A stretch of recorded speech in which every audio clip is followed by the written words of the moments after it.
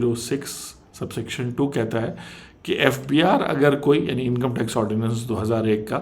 कि अगर एफबीआर कोई सर्कुलर इशू करता है, ये हायरार्की हो रही है, बात हो रही है कि एफबीआर वालों ने किसकी बात किस टाइम पे माननी है, तो उनकी भी अपनी मजबूरियां और प्रोटोकॉल्स हैं। तो बेसिकली अगर कोई एफबीआर सर्कुलर इशू होता है तो जितनी भी अथॉरिटीज़ है, commissioner, additional commissioner, field officers, उन सब पर तो वो सर्कुलर को फॉलो करना, उसके वो पाबंद होते हैं, लेकिन टैक्स पेयर जो है ना उस पर वो अप्लाई नहीं होते। जिसका ये मतलब है कि टैक्स पेयर अपनी डिडक्शंस, क्लेम, फाइलिंग, वो सब जो है एफबीआर सर्कुलर के बेस पे नहीं करता, वो इनकम टैक्स लॉ और रूल्स के बेसिस पे करता है। अब इसी यानी कि इनकम टैक्स ऑर्डिनेंस में एक बहुत इंटरेस्टिंग सेक्शन है, सेक्शन 3, जो कहता है कि जितने भी डोमेस्टिक लॉज हैं पाकिस्तान में और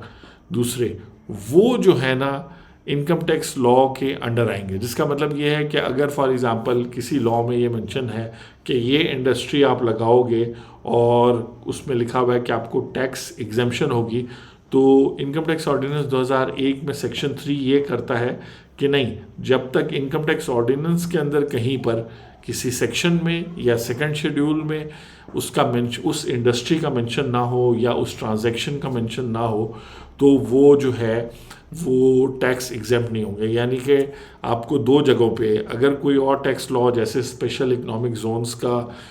टैक्स 10 इयर्स की टैक्स छूट आई है, या गवादर पोर्ट्स पे चाइनीज़ कंपनीज को या वहाँ पे जो लोग सेटअप कर रहे हैं उनको टैक्स छूट आई है गवादर पोर्ट के कानून के अंदर, तो उसी को फिर सेकंड शेड्यूल के अंदर रिप्रोड्यूस किया गया है इनकम टैक्स ऑर्डिनेंस के, तब वो टैक्स एग्जेम्पशन वैलिड है। तो ये डोमेस्टिक लॉज को तो ओवरराइड करती है, लेकिन सेक्शन 107 कहता है कि ये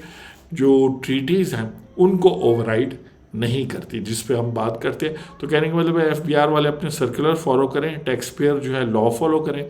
लॉ में वो सिर्फ इतना चेक कर लें कि अगर डोमेस्टिक लॉ है कोई, तो वहाँ पे अगर कोई बेनिफिट है, तो अगर वही बेनिफिट इनकम टैक्स लॉ में नहीं है तो फिर वो नहीं उनको बेनिफिट मिलेगा। फिर जिन लोगों के पर अप्लाई होता है double taxation avoidance treaty section 107 के, उनको पता होना चाहिए कि वो क्रॉस बॉर्डर डिस्प्यूट्स के लिए सिर्फ यूज़ कर सकते हैं। लोकली अगर उनकी मल्टीपल ब्रांचेज हैं या कुछ हैं तो नहीं। तो यहाँ पे तो वो जो है जो ईआरपी वाले लोग थे या जो इक्विपमेंट था उसको वो separate permanent establishment separate person treat करके ये जो पेमेंट हुई थी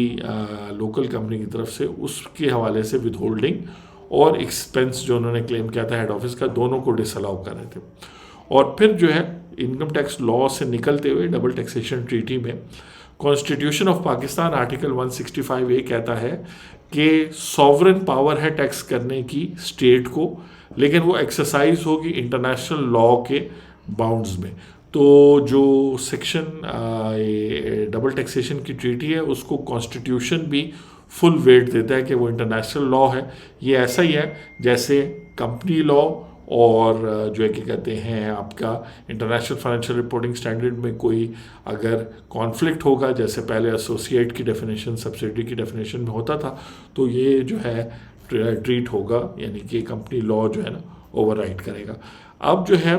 ट्रिब्यूनल ने क्या कहा, उन्होंने कहा कि जो मॉडर्न डोमेस्टिक डेफिनेशंस हैं किसकी, परमानेंट इस्टेब्लिशमेंट की, डबल टैक्सेशन की ट्रीटमेंट, यानी ये जो लॉ है इनकम टैक्स ऑर्डिनेंस 2000, इसमें अपडेट्स होते रहते हैं और बिल्कुल होने चाहिए, क्योंकि लोकली ई कॉमर्स ऑनलाइन को भी टैक्स नेट में ले आए हैं, उसके अलावा और चीज़ों को भी ले आए। लेकिन अगर डबल टैक्सेशन की ट्रीटी में कोई बात लिखी है, कोई वेवर है, कोई बायलैटरल बेनिफिट है,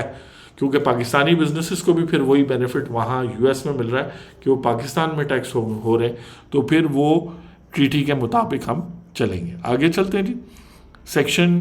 2 ऑफ 41 परमानेंट इस्टेब्लिशमेंट को डिफाइन करता है कि किसी भी नॉन रेजिडेंट पर्सन